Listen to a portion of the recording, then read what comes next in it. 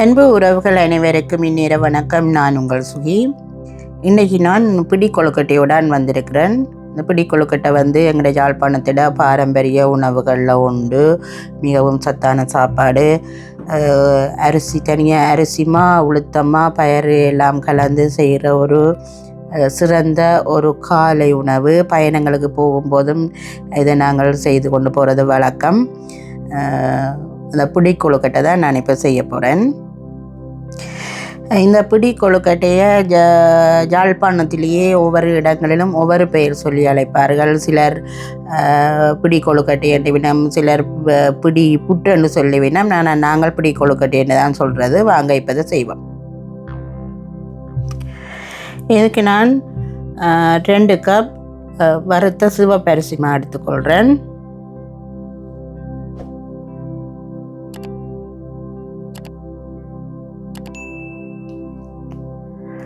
அதோட 1/4 கப் உளுத்தம்மா எடுத்துக்கொள்கிறேன். இந்த உளுத்தம்மா நானே வறுத்து திரித்தது. 1/2 தேக்கரண்டி உப்பு சேர்த்துக்கொள்கிறேன். இது மூண்டையும் நல்லா கலந்து விடுவோம்.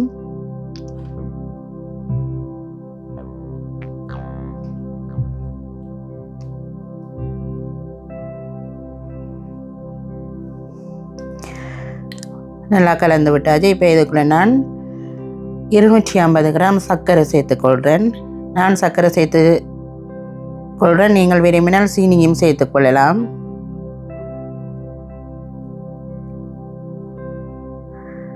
சீனி சேர்க்கலாம், நாட்டு சர்க்கரை சேர்க்கலாம். இது என்னென்னா உங்களோட விருப்பத்துக்கு ஏற்ற மாதிரி நீங்கள் இனிப்பை சேர்த்துக்கொள்ளலாம். அதே நேரம் 1/2 மூடி தேங்காயை துருவி சேர்த்துக்கொள்கிறேன். அதோட நான் 1/2 கப் வறுத்த பயரை கழுவி வச்சிருக்கிறேன். அதையும் சேர்த்துக்கொள்கிறேன். சிலர் இந்த பயரை அவிச்சும் சேர்த்துக்கொள்ளுவினம். எனக்கு இந்த கொழுக்கட்டைக்குள்ள பயறு கடிபடுறதான் விருப்பம். அதால் நான் அவிக்காமல் அப்படியே சேர்த்துக்கொள்கிறேன். அந்த ஆவியில் அவிறதை காணும். நீங்கள் விரும்பினால் பயரை அவிச்சு சேர்த்துக்கொள்ளலாம். இப்போ எல்லாத்தையும் நல்லா கலந்து விட்டுக்கொள்கிறேன். இந்த பயறு சர்க்கரை எல்லாம் நல்லா ஒன்றோடு, தேங்காய் பூ எல்லாம் நல்லா ஒன்று சேர்ந்து நல்லா கலந்து விட்ட பிறகு நாங்கள் தண்ணியை ஊற்றி குழைச்சோம்னு சொல்லி சொன்னால் நல்லாக எல்லாம் சேர்ந்து வரும்.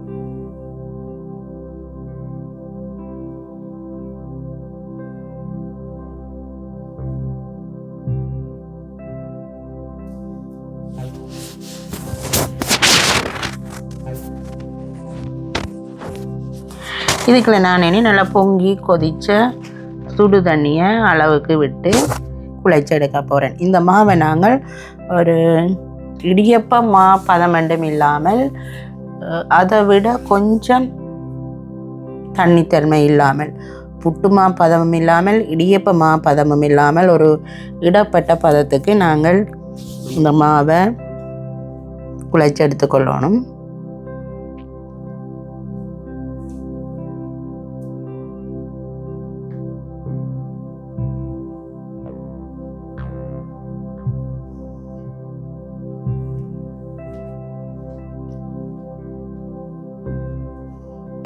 நான் நல்லா சுடு தண்ணி விட்டபடியாக நான் நாவப்பக்காம்பால் குழைச்சி எடுத்துக்கொள்கிறேன்.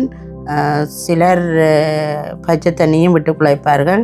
இப்போ அந்த கை பொறுக்கிற சூடு வந்தது. நான் கையால் நல்லா இதை குழைச்சி எடுத்துக்கொள்கிறேன்.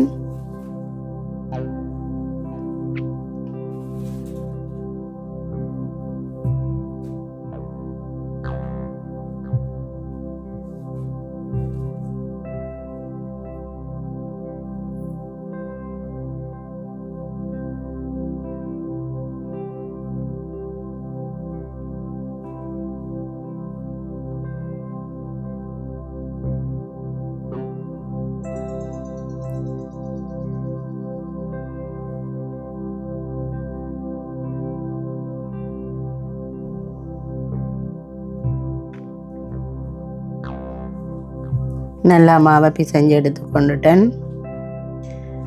பாருங்க, எடுத்து கொழுக்கட்டையால் அப்படி கேட்கல, இப்படி இருக்க வேணும் மாமா, இந்த பதத்துக்கு இருக்க வேணும். நல்லா கையில் ஒட்டாமல் வடிவாக திரண்டு வந்திருக்குமா, இந்த பதத்துக்கு நாங்கள் இந்த மாவை குழைச்சி எடுத்து கொள்ளணும். இவ்வளோ தான் இந்த கொழுக்கட்டைக்கு வேலை. இனி நாங்கள் இதை நீராவியில் அவிச்செடுக்க வேண்டியதான். மிகவும் இலகுவாக செய்யக்கூடிய ஒரு காலை உணவு. எங்களுக்கு அரிசி மாவும் பயரும் இருந்தால் பயறு விரும்பினால் போடலாம், விருப்பம் இல்லையென்றா விடலாம். அரிசி மா தேங்காய்ப்பு நாங்கள் தனியாக குழைச்சி சாப்பிட்ற மாதிரி இதை நாங்கள் குழைச்சி பிடியாக பிடிச்சி அவிச்சு எடுத்து கொள்ளுறோம்.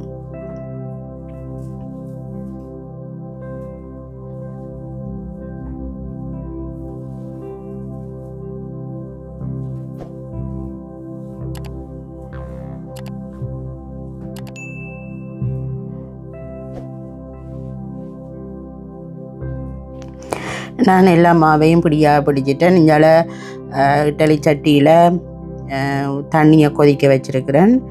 இப்போ இதுக்குள்ள நான் ஒரு பேக்கிங் சீட் போட்டுட்டு கொழுக்கட்டை ஒட்டாமல் இருக்கிறதுக்கு போட்டுட்டு ஒவ்வொன்றாக அப்படியே வச்சு அவிச்சு எடுக்க போகிறேன். ஒன்று நாங்கள் இட்லி சட்டிக்கு இது வாழையில் வச்சு அவிச்சு எடுத்துக்கொள்ளலாம். அது நல்ல வாசமாக இருக்கும். எங்களுக்கு இந்த வாழையில் கிடைக்காது.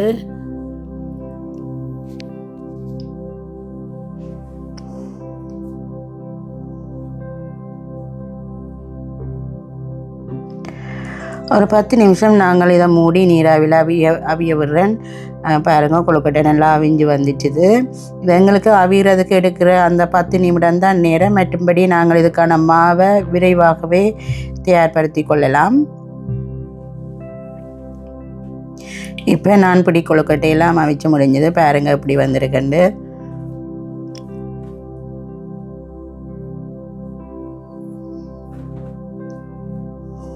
பாருங்க, இதுதான் என்னுடைய பிடி கொழுக்கட்டை.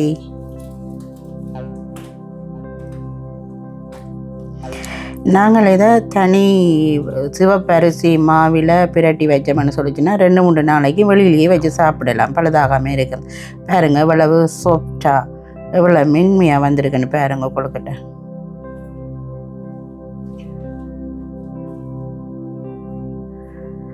சரி உறவுகளே, இப்படி நீங்களும் செய்து பாருங்க. உங்களுக்கு எப்படி வந்ததுன்றதை என்னுடைய கருத்து பெட்டியில் தெரிவிங்கோ. மீண்டும் இன்னொரு காணொளியில் உங்களை சந்திக்கின்றேன். நன்றி, வணக்கம்.